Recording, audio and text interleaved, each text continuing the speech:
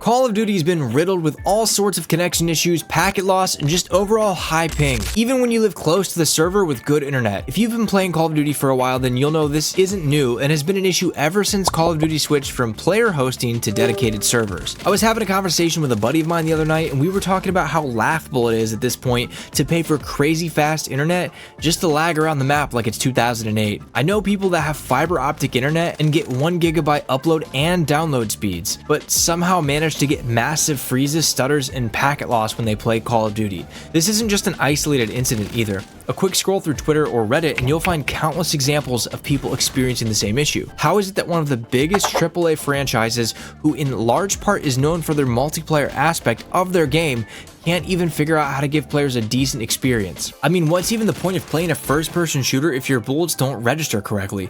Your game freezes, and when it does return to normal, you're already dead and respawning. That basically ruins the entire purpose of playing the game. It makes it hard to be excited to boot up the game and play it when you know that your performance basically doesn't matter. I remember when I was younger playing the old Call of Duty games, and me and my friends would sometimes sit and imagine how awesome the games could be in the future, how good the experience would be, and how much innovation would come to the game. I can tell you for sure that we didn't imagine the game getting worse. It just goes to show that humans have an assumption bias that things will either stay the same from year to year or even improve. But in many cases, especially gaming, that just hasn't been the case. It seems like innovation and improvement comes in waves. Like every 5 to 8 years, there's some massive change that comes into gaming that brings the new hot idea to the table and completely changes the gaming scene. It pains me to say this, but the last game to really disrupt the industry was Fortnite. They basically pioneered how the entire gaming industry operates now. In many ways, this has massively benefited the average player, with business models being free to play, as well as Epic Games being so successful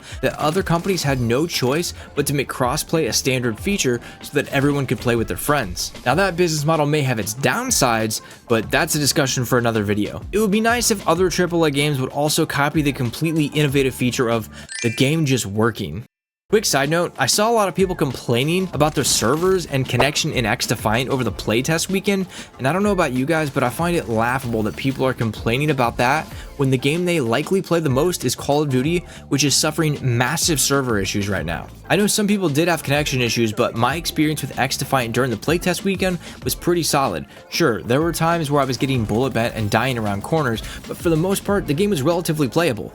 Maybe that's because I skipped Friday and I only played Saturday and Sunday after they had managed to make some changes and improve the servers. But when you compare that to Call of Duty, where literally the next day I booted the game up, me and my friends are lagging around the map and enemy players are teleporting in front of my face. I probably get somewhere between 25 and 40 packet loss notifications per game. If this is something you're also experiencing, let me know in the comments below. I'm pretty good with technology and networking systems, so I've done everything that I can in my power to make sure the connection on my end is solid. If you're enjoying the video, give it a thumbs up to support the channel, and if you want to subscribe, I'd love to have you on the team as we get closer to 5,000 subs. Now, we already know that Call of Duty has an extremely aggressive matchmaking system in place. If you have an idea at all how it works, it would stand to reason that your connection suffers so that the matchmaking algorithm can pair you up with exactly the right players to achieve whatever outcome it thinks will keep you playing the game longer. And that argument makes sense, right? Well, I just chalked the poor connection up to that and hadn't really given it much more thought. That is, until I jumped back into a game called Ironsight. If you didn't notice, the gameplay on screen right now isn't Call of Duty. Sure, in many ways, Ironsight is a clone or off-brand Black Ops 2,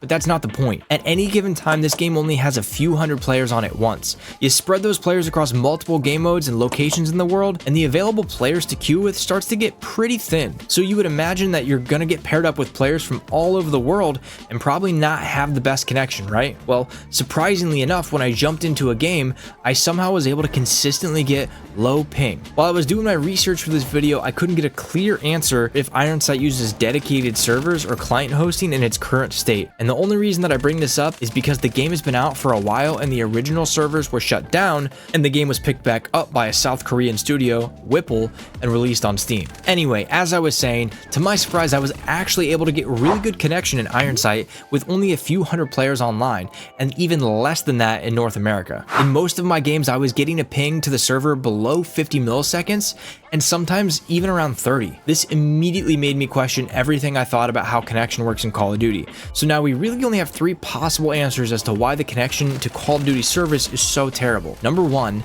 the matchmaking system is so aggressive and your connection to the server is such a low priority in the matchmaking algorithm that it will regularly throw you into games hosted on servers nowhere near you just to try and create that desired match outcome it thinks will keep you and everyone else playing the game longer. Option number 2 is that the servers are so poor quality that they can't handle the amount of information being sent to and from them regularly. Option number 3 is that there are just so many players online at any given time that they're sending too much traffic to the servers and they can't keep up with the demand. Now that last one really seems like a stretch considering this franchise just continues to bleed players every month. I know the Steam charts aren't everything, but it's definitely a decent sample size, and if we extrapolate that out to other platforms and use it to estimate, even by a conservative estimation, Call of Duty has lost about 30% of its player base during the year. If I had to guess what the issue is, it's probably a combination of all 3. I don't know which to blame the most here because I obviously don't handle the networking or servers for Call of Duty, but what I know for damn sure is that the matchmaking algorithm definitely does not prioritize your connection, and we can see evidence of that here in Ironsight. If I can jump on a PC-only game with less than 200 players at its peak and find a game with a 30 millisecond connection, there's no reason that Call of Duty with its massive player base and budget by comparison should ever give you a match with 100 milliseconds of ping and constant lag. With Microsoft taking over the franchise, I really hope they take a deep dive into Activision and Call of Duty to see what's going on under the surface. Hopefully they didn't just spend all of that money to acquire Activision and leave the game on autopilot. It looks like we'll be getting some more information on Treyarch's next game, Black Ops Gulf War, during the Xbox Showcase coming up June 9th. If we're lucky, we might see a preview of how Microsoft plans to handle the Call of Duty franchise going forward. If you like this video and want to check out my video on what I hope to see from Treyarch's next Call of Duty or another first-person shooter game, click here.